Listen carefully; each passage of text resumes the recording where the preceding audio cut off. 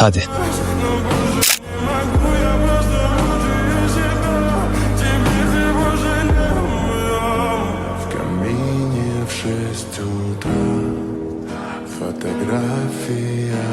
Her şey yolunda mı?